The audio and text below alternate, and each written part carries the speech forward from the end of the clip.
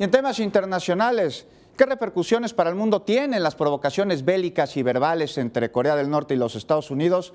Este trabajo de Saray Mariscal nos amplía el panorama sobre este incipiente conflicto.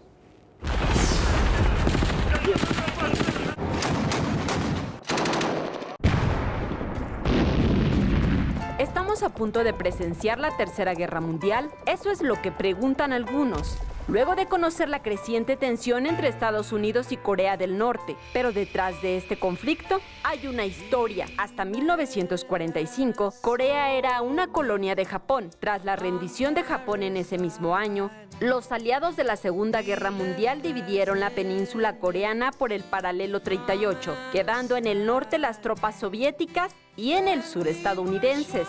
En 1948, la península coreana se divide en dos entidades políticas. Es una península que está conectada con China y con lo que hoy es Rusia, que en su momento la Unión de Repúblicas Socialistas Soviéticas influyó muchísimo en lo que hoy es el conflicto entre estos dos estados y los Estados Unidos. Esto se remonta a una vez concluida la Segunda Guerra Mundial, en 1945, con la capitulación del Imperio japonés. Al igual que en Berlín, pues las potencias ganadoras se dividen el territorio en una administración. Ellos ponen gobiernos provisionales en ambos lados, un gobierno encabezado por los Estados Unidos en el sur y un gobierno encabezado por la Unión de Repúblicas Socialistas Soviéticas en el norte.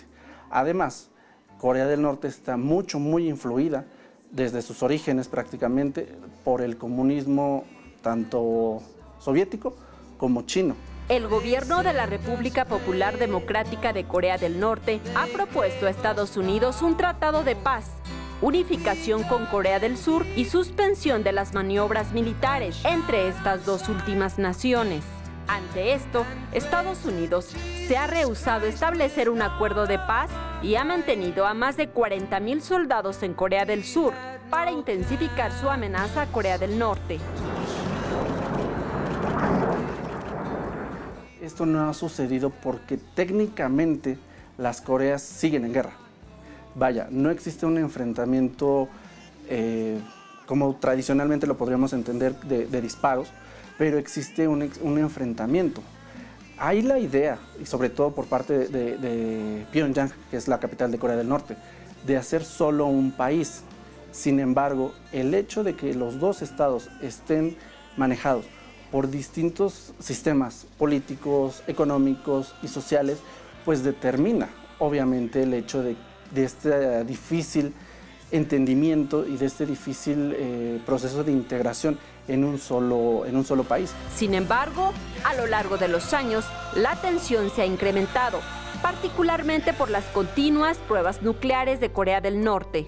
Como hecho reciente, el 15 de abril de este año, el régimen norcoreano celebró el aniversario 105 del nacimiento del fundador de este país, Kim Il-sung, donde hicieron un desfile militar en Pyongyang, la capital, y mostraron varios misiles balísticos de gran tamaño. En esta celebración, Corea del Norte también intentó probar un nuevo tipo de misil, pero el lanzamiento falló.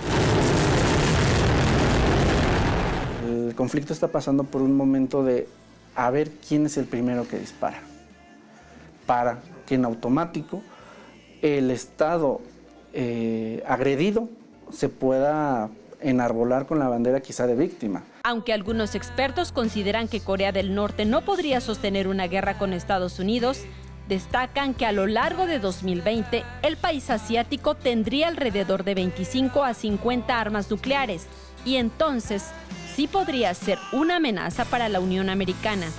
Por lo pronto, no avisoran un conflicto de magnitud mundial. Saray Mariscal, 21 Noticias. Actualmente el mundo está pasando por un nuevo orden mundial en el que es complicado vaticinar un posible resultado.